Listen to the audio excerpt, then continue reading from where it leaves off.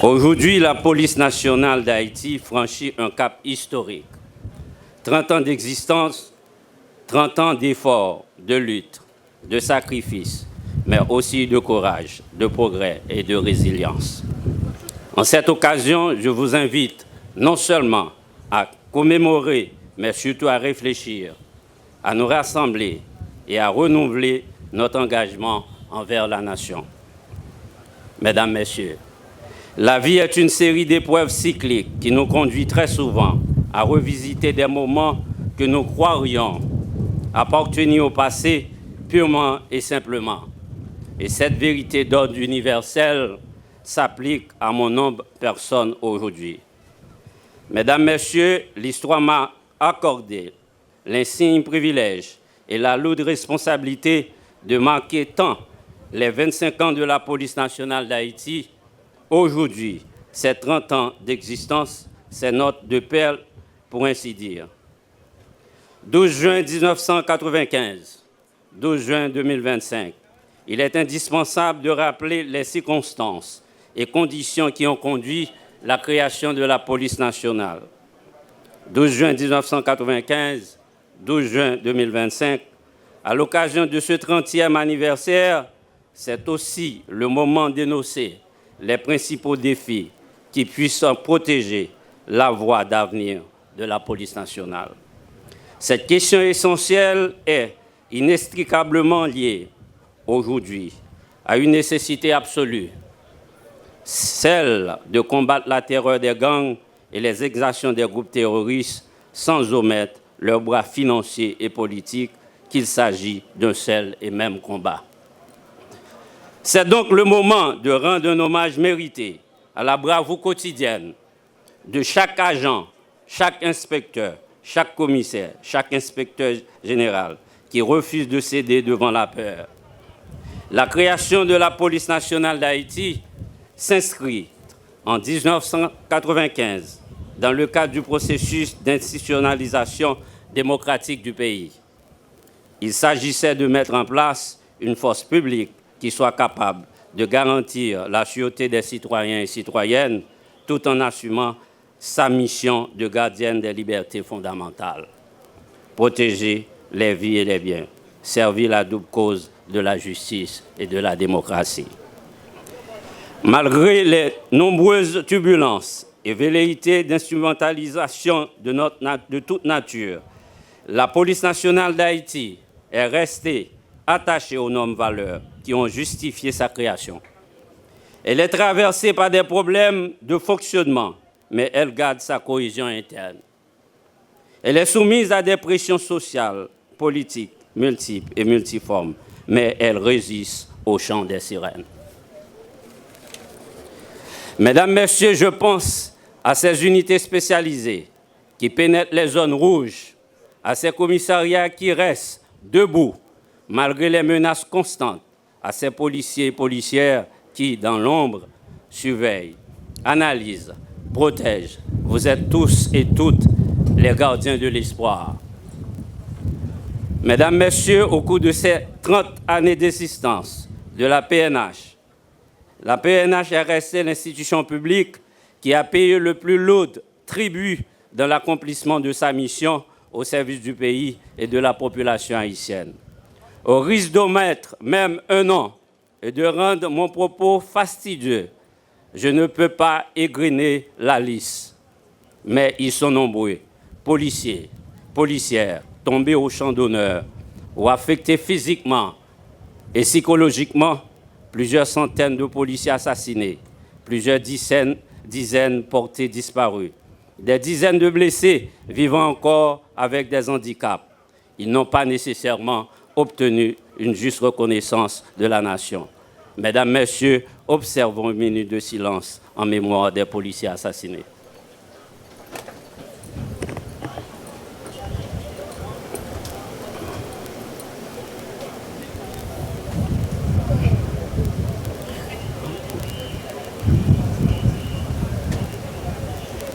Asseyez-vous, s'il vous plaît. Ils ont laissé derrière eux des familles qui attendent aujourd'hui encore une meilleure réparation largement méritée. Leurs cris résonnent et nous en faisons l'écho en ce moment solennel marquant le 30e anniversaire de l'institution. Que leur sacrifice suprême nous élève encore davantage à la dimension de la bataille qui nous importe de remporter sur les gangs et réseaux mafieux qui tiennent en otage la population haïtienne. Nos petites victoires témoignent des plus grandes à venir. Je tiens à saluer la bravoure et l'héroïsme inégalé dont nos valeureux policiers et policières font preuve au quotidien sur divers fronts contre les gangs et les groupes terroristes. Ils peuvent compter sur le dévouement et l'accompagnement sans faille du recommandement de la police nationale d'Haïti. Il devrait être question également aujourd'hui d'énoncer les principaux défis qui puissent projeter la voie d'avenir de la police nationale. Cette question essentielle s'associe désormais à une nécessité absolue, celle de combattre la terreur des gangs et les exactions des groupes terroristes sans omettre leurs bras financiers. Eux tous méritent d'être traqués avec la plus grande rigueur que nécessite pareil crime. Mesdames, Messieurs, la PNH occupe et a occupé les premières lignes sur le front de guerre contre les malfrats, malgré les problèmes d'effectifs et les carences d'équipement et de matériel. Elle a beaucoup appris son combat contre les gangs au cours de ces derniers mois. Elle s'est également aguerrie dans les combats. L'institution peut et doit répondre absolument aux cris de désespoir de la population. Il ne lui manque que des moyens à la fois adéquats et convenables. Mesdames, Messieurs, à la lumière de ces événements récents, des priorités stratégiques suivantes ont été définies. Le renforcement des capacités opérationnelles de la police nationale, équipements, armes, technologies, blindés, hélicoptères, bateaux, drones de combat et des équipements de vision à vision nocturne, etc. La neutralisation des groupes terroristes et le renforcement de la lutte contre la criminalité transnationale organisée. Une réforme profonde de la gouvernance policière à tous les échelons de la hiérarchie. Un accompagnement social digne pour les policiers et leurs familles. Soins médicaux, logements, éducation, pension. Une coopération stratégique avec les forces nationales et internationales dans le strict respect de la loi portant création et organisation de la police nationale pour combattre les gangs qui menacent l'existence même de la République. Mesdames, Messieurs, en dépit de tout, vous êtes restés debout.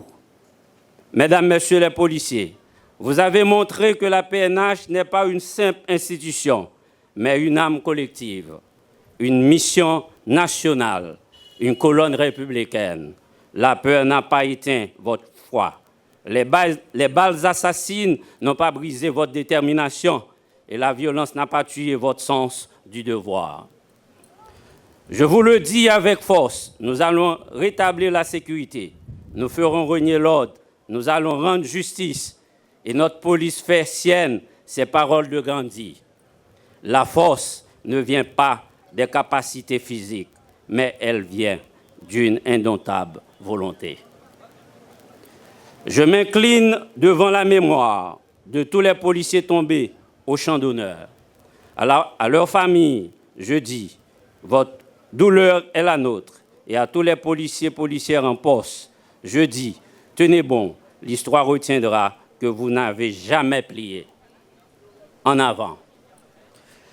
Mesdames, Messieurs, 12 juin 1995, 12 juin 2025. 30 ans d'existence, l'impératif de modernisation s'impose également à la PNH. Cet effort de modernisation est déjà initié avec l'inauguration du système de contrôle de communication, de commandement et d'intelligence, le C3I. Le C3I n'a pas droit à l'erreur et c'est comme le dira Jean Monnet, l'un des pères fondateurs de l'Europe, le choix est simple, modernisation ou décadence. Mais des initiatives fortes doivent être engagées pour le renforcement des capacités logistiques, techniques et opérationnelles de l'institution. Excellence, Mesdames, Messieurs, un autre enjeu majeur est la poursuite de la professionnalisation de la police nationale d'Haïti. L'administration est bien consciente, à son niveau, des clés pour relever ce défi. Notamment motiver les agents, améliorer la communication interne, renforcer le leadership et mieux gérer le plan de carrière des policiers et policières. Notre conscience et notre volonté ne suffiront pas. La performance attendue de la PNH dans l'accomplissement de sa mission requiert également des conditions de travail, de traitement satisfaisant et de respect pour nos policiers et policières. Nous espérons que la nécessité de faire plus d'efforts à ce sujet est déjà prise en compte par les plus hautes autorités centrales de l'État. Continuera à progresser. Mesdames, Messieurs, je profite de cette même occasion pour rappeler les grands piliers qui doivent guider nos réformes et nos actions futures. L'amélioration des conditions de travail, des équipements et des infrastructures. Un accompagnement social digne pour nos agents et leurs familles, soins de santé, logement et assurance, etc. La formation continue, tant au niveau national qu'international, afin de renforcer nos capacités. La moralisation de la force, le renforcement des mécanismes de contrôle et l'évaluation pour combattre la corruption, la violence gratuite, l'ivresse en service, l'indiscipline et de toutes formes de dérive. La décentralisation de l'inspection générale de la police nationale d'Haïti, le renforcement de la police maritime, la création d'unités de la police de l'air, la création de deux grands centres de formation pour le Grand Nord et le Grand Sud, la décentralisation des unités de combat tactique pour les trois grandes régions, Ouest, Grand Nord et Grand Sud, à raison de 1000 agents par région. Le plan quinquennal de développement stratégique de la police nationale 2025-2030, 12 juin 1995, 12 juin 2025. C'est le moment de remercier toutes les organisations nationales et internationales, les gouvernements passés et présents, tous les secteurs qui ont soutenu et accompagné l'institution. La poursuite de votre support est cruciale pour que l'institution puisse être capable de répondre à l'urgence absolue actuelle pour son développement. Mesdames, Messieurs les policiers et policières de tout le personnel administratif de la PNH, nous avons franchi le cap des 30 ans, protéger et servir. Reste et demeure notre devise, mais à 30 ans, la PNH doit s'imposer comme force tranquille. Mesdames, Messieurs, au-delà des individus, nous avons un héritage commun à préserver, la police nationale d'Haïti, une institution apolitique au service de la démocratie, de la République et surtout du peuple haïtien. Loin des intérêts partisans, restons attachés aux valeurs de discipline, d'intégrité, de transparence et de professionnalisme. Et m'a dit, citation, grand d'être, Franck Etienne qui dit, s'il t'arrivait tomber, à prendre monter cheval chute là, et que même chute ça, a servi cheval là pour continuer bataille. La situation difficile pays a, y jodi a. Maria et police population rete seul chemin solution. Maria si là doit venir pi jam, pi solide. Maria si là doit pi bien organisé pour éviter dérives à mauvais coups. Mesdames, Messieurs, Maria et police population, c'est seule chance nous pour nous porter la victoire sous bandit. Gang criminels terroristes et mafia yo. Pays a pas qu'attendre encore pour sécurité renforcée, pour déplacer yo, retourner la caillou, pour femmes, actifier, suspendre violence. Information haïtien qui a service d'intelligence police nationale d'Haïti, tête collée avec service d'intelligence pays Saint-Domingue, rivé mettait en bas code 3 terroristes haïtiens qui étaient à l'acheter drone avec accessoires caille dominicains pour tenter de lancer drone kamikaze dans le pays d'Haïti. Information nous rivé joindre la main 3 terroristes vivant ensemble ça yo. Après interrogatoire yo, dans DCPJ montrer à clair que bandi yo pas dormi. Peut-être ça nous continuons à demander population rester collé serré avec la police là dans le cadre mariage police population pour traquer tout terroriste qui marre saucisse ensemble pour détruire bien ak vie population. La police là déterminée pour le marché prend dans gagan ak neutraliser tout terroriste quel que soit côté yoyé, que ce soit terroriste à sa patte, que ce soit terroriste à cravate, à tout le monde qui a financé ou supporté yo. N'a profité pour nous remercier. Donc, coopération police nationale là avec police dominicaine. Et n'a continué la bataille là pour établir la paix, la sécurité, tout bon vrai, parce que c'est ça, c'est seulement ça nous t'ai fait. Vive Haïti, vive la police nationale d'Haïti.